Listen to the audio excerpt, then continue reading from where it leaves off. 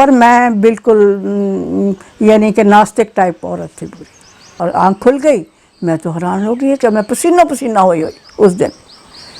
बाप रे, मैंने कहा ये भी मैंने अपने आप को देखा कि ये मेरा नया जीवन आज से शुरू कर दिया ओशो ने।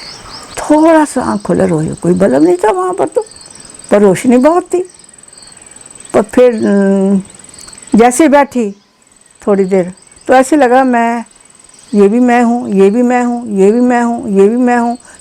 फिर मैंने एक दिन स्वामी जी सच पूछे तो बस वो ओशो को मैंने जो चैलेंज दिया। मित्रों, आज गुरजेब स्वामी जी आए हैं। मैंने तो इनका नाम तो सुना था, पहली दफ़ा जब मुझे मिले मैं बड़ी हैरान हुई कि आज गुरजेब जी कैसे आए। एक दफ़ा फ़ोन भी आया था, मैं भी चाह रही थी कोई इस सेंटर के बारे में पता तो चले, पर मुझे तो अभी पता चले। तो टीम बहुत अच्छी टीम है।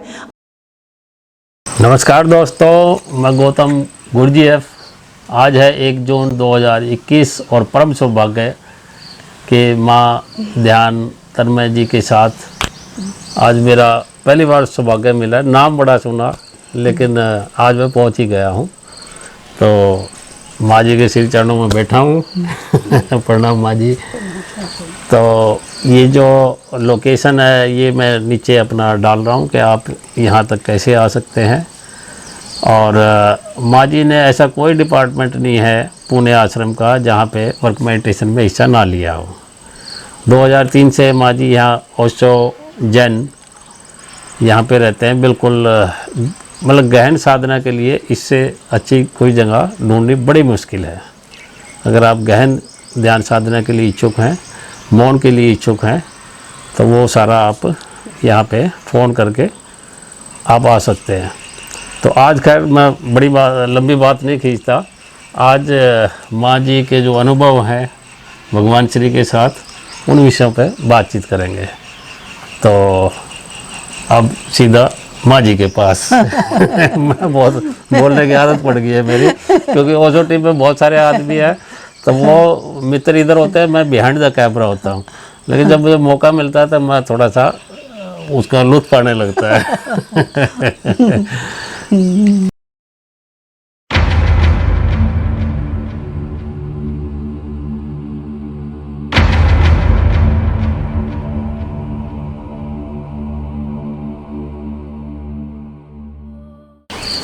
माँ ध्यान तन्मय जी, पहले सबकी यही उत्सुकता रहती है कि आपका भगवान श्री से कब और कैसे मिलना हुआ।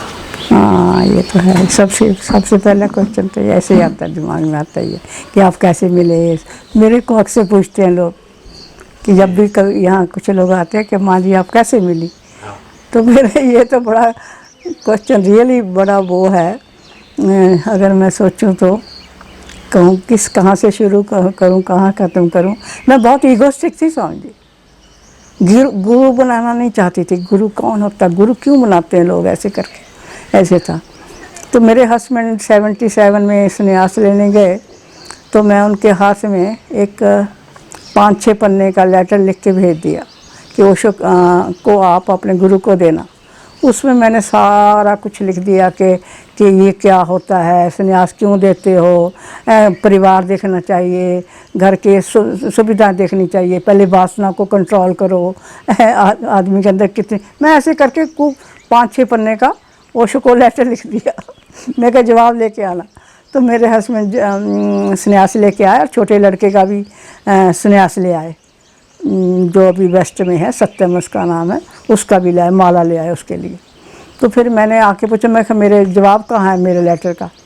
जब कहते हाँ है, तो उन्होंने मेरा लेटर ही जलवा साहब ने, मेरे हस्बैंड ने मुझको दे दिया। मैं मेरे हस्बैंड को जलवा साहब बोलती हूँ, जलवा साहब उनका नाम था, है ना। हाँ, जलवा। तो फिर उन्होंने मेरा वही लेटर दे दिया। पर लेटर जब मैंने खोला, मेरा ही लेटर वापस आ गया, पर उसमें ओशो ने ना ब्लेसिंग लिखा हुआ था, ब्लेसिंग और साइन किए हुए थे अपने लाल स्याही से। मैं सोचूँ ये ब्लेसिंग भी कोई अर्थ होता है ना, ब्लेसिंग का क्या मतलब है। तो मुझे उस समय ब्लेसिंग का भी पता नहीं था। मैं स्वामी राम तीर्थ को पढ़ रही थी उन दिनों में। तो जैसे स्वामी राम तीर्थ कहते थे उनके फॉलो करना, प्राणायाम वगैरह थोड़ा थोड़ा। पर मैं बिल्कुल यानी कि नास्तिक टाइप औरत थी पूरी। बस ये घर के परिस्थितियाँ ऐसी होती रहती हैं, ऊंचे नीचे, अंदर से ना खुश होना, ये हर एक के जीवन में है, कोई बताए चाहे ना बताए, चाहे घर में कितना ही कुछ हो हर व्यक्ति के घर पे, पर वो अंदर ना उसको सेटिस्फेक्शन नहीं करता। सेटिस्फेक्शन तो मेरे अंदर था ये कुछ। तो सभी लोग कहते तो पूना क्यों नहीं जाती, पूना क्यों नहीं जाती, तो पूना जाके आना। मैंने कहा चलो, एक दफ़ा एक राजपाल भारती आ रहे थे, मैं उनके साथ पूना चली गई। वो ओशो उस समय चले गए थे अमेरिका, है ना। तो ओशो कम्यून में डोरमेट्री में तो नहीं था, एक मरियम जगह थी, वहाँ पर डोरमेट्री ऐसे गद्दे से बिछे हुए थे, तो वहाँ हमें रख दिया गया 300 रुपये 7 दिन का। तो वो स्वामी राजपाल भारती हमेशा रोज़ ही डायनेमिक करने जाते थे, तो मुझे कहते थे तन्मय तू भी चल। मैं ना शीला नाम था उस समय, तू चल। मैंने कहा तुम चलो मैं आती हूँ। ऐसे मैं 2 दिन ऐसे निकालती। मैं कहा क्या होता है, जाके देख के आ जाती थी वापस कि क्या होता है, ये हुआ कर रहे हैं ये डायनेमिक, ये क्या, इससे क्या होएगा। फिर आ जाती। फिर उन्होंने कहा कि तू आइए तो आज देख तो ले करके। फिर मैंने एक दिन स्वामी जी सच पूछे तो बस वो ओशो को मैंने जो चैलेंज दिया, जैसे हम किसी माता के मंदिर में जाके ये पूरी करेगा तो मैं करूँगी, नहीं तो नहीं। मैं ओशो को चैलेंज दिया कि और गाना गाया, तेरी महफिल में किस्मत आजमा के हम भी देखेंगे, हैं, ये बोला मैंने ज़ोर से। तो मैं डायनेमिक में जैसे लोग कर रहे थे चली गई, करने लगी। जैसे जैसे थोड़ा कुछ लगा होगा, तो नेक्स्ट डे मैंने अपने को प्रिपेयर कर लिया कि आज मैं ज़रूर करूँगी। फिर डायनेमिक कोऑर्डिनेटर से पूछा कि कैसे कैसे करना है, उसने सारा कुछ बताया। तो पहला चरण जितना जोर लग सकता था उतना लगाया, दूसरा चरण भी ऐसे किया, तीसरे चरण में जब मैं हू कर रही थी तो स्वामी जी मैं हूँ तो मैं क्या कर रही, मेरे अंदर पता नहीं क्या फूटा, मैं बहुत रो रही और हू जोर से चिल्ला रही और खूब रो रही, यानी कि मैं उस दिन रो के सारी भीग चुकी थी। जैसे स्टॉप आया तो मैंने आंखें बंद की और मुझे लगा कि चारों तरफ रोशनी क्यों कर दी, किसी ने बल्ब क्यों जला दिए, बल्ब ही बल्ब हो गए, रोशनी। मैं कहा ये बड़ी बात है कि जल, पर वो भी ना लगे, चिड़ियों की आवाज़ आ रही और उधर से रोशनी। फिर मैंने थोड़ा सा आँख खोला, रोई, कोई बल्ब नहीं था वहाँ पर, तो पर रोशनी बहुत थी। पर फिर जैसे बैठी थोड़ी देर तो ऐसे लगा मैं, ये भी मैं हूँ, ये भी मैं हूँ, ये भी मैं हूँ, ये भी मैं हूँ, चारों तरफ जैसे मैं फैल गई हूँ। उस दिन ऐसे अनुभव हुआ। फिर डांस का आया। डांस तो मैंने ऐसा किया पहले दिन के कुछ मत पूछे, एक कोने से दूसरे कोने में मिली पहले दिन ही। बस वो दिन मेरा पहला है स्वामी जी।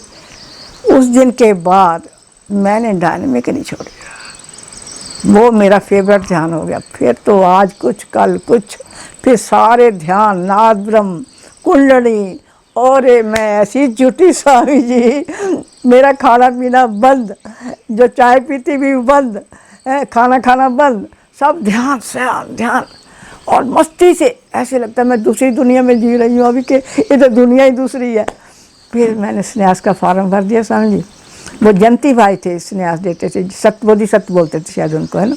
तो उनसे संन्यास लिया। ये शक्ति थी, माँ शक्ति अनाथ, है ना, देवराग स्वामी जी के साथ उस समय ये थी। तो संन्यास ले लिए, ध्यान तन्मय मेरा नाम रख दिया है। तो मैं बड़ा खुश होके गई स्वामी जी, ये मेरा पहला था। और घर में जाके तो फिर मैंने डायनेमिक कभी नहीं छोड़ी। डायनेमिक कुंडली, सुबह स्कूल जाने से पहले टीचर थी, डायनेमिक करना और आते समय कुंडली करना, झूठ, ये मेरे नहीं हो गया। फिर आगे की यात्रा तो फिर अलग तरीके की चली स्वामी जी। ये मेरा पहला है यानी कि अनुभव। और मैं गाड़ी में, मेरे को सपना आया जब मैं वापस जा रही थी कि मैं मर गई हूँ, समझे। गाड़ी में राजपाल भारती के साथ जा रही हूँ वापस, तो मैं मरी हुई दिखाई कि मर गई हूँ, और गड्ढा खोदा हुआ है, मेरे को लाश डालनी है उसके अंदर, मरी अर्थी पड़ी है मेरी। तो और कोई आ रहा है दूसरी तरफ से, मेरी शादी भी हो रही है उसी दिन। ये मेरे को गाड़ी में सपना आया था, तो शादी कराने के लिए कोई आ रहा है, उसकी इंतज़ार हो रही है। ऐसी सपना आया और आँख खुल गई। मैं तो हैरान हो गई कि मैं पसीना पसीना हुई उस दिन। बाप रे, मैंने कहा ये भी मैंने अपने आप को देखा कि ये मेरा नया जीवन आज से शुरू कर दिया ओशो ने। वो सरेंडर हो, मैं रोई। फिर ये सपना मैं कभी किसी को नहीं बताया, है ना, राजपाल भारती को बताया था जरूर। बस फिर उसके बाद तो मैं इसको पीती रही अंदर ही अंदर, और अपना नया जीवन शुरू हो गया। उस दिन से मेरा नया जीवन स्वामी जो ओशो ने मुझे दिया, लाजवाब। मैं तो धन्यवाद करती हूँ इतना, हर कोट आज मैं जो इस समय हूँ, उनकी मौजूदगी में हर समय मेरा दिल प्रेम से भरा रहता है, उनकी मौजूदगी से, परमात्मा की मौजूदगी से। फिर ओशो आए 87 में, तो उस दिन तो बेटी फिर अलग बात हुई है ना। मुझे बहुत अच्छा लगा, दिल से मैं आज कह रही हूँ कि मुझे बहुत अच्छा लगा गुरजेब जी आलोक जी को मिलकर। सच कह रही हूँ, बहुत ऐसे ही आप काम करते रहो जच्ची स्वामी जी, ऐसे ही आप काम करते रहो ना स्वामी जी। मेरे को बहुत मज़ा आ गया आज मुझे, है ना। हाँ, बहुत अच्छा लगा। डियर फ्रेंड्स, अति सुंदर हैंडमेड पेंटिंग्स जिसको वॉलवेट के कपड़े पर बनाया गया है और जिसका साइज 4 फीट बाई 2 फीट है। एक पेंटिंग का मूल्य 999 रुपए है। वर्तमान में ये आपको 799 रुपए में कोरियर खर्चे सहित दी जा रही है। और उपहार स्वरूप 5 ओशो की डीवीडी भी ओशो टीम द्वारा दी जा रही है। 5 या 10 या फिर अधिक पेंटिंग लेने पर अलग से डिस्काउंट भी दिया जाएगा। हर एक पेंटिंग पर डिजाइन नंबर D1, D2 इस तरह से लिखा हुआ है। बहुत जल्द ही ओशो के सुंदर चित्रों की पेंटिंग भी उपलब्ध होगी। उनकी बुकिंग भी की जा रही है। किसी भी अन्य जानकारी के लिए आप कमेंट बॉक्स में लिखें या व्हाट्सएप करें 9315899890 9315899890। बहुत बहुत प्रेम व मंगल कामना। धन्यवाद। जय ओशो। शुरू करते हैं आगे की कार्रवाई।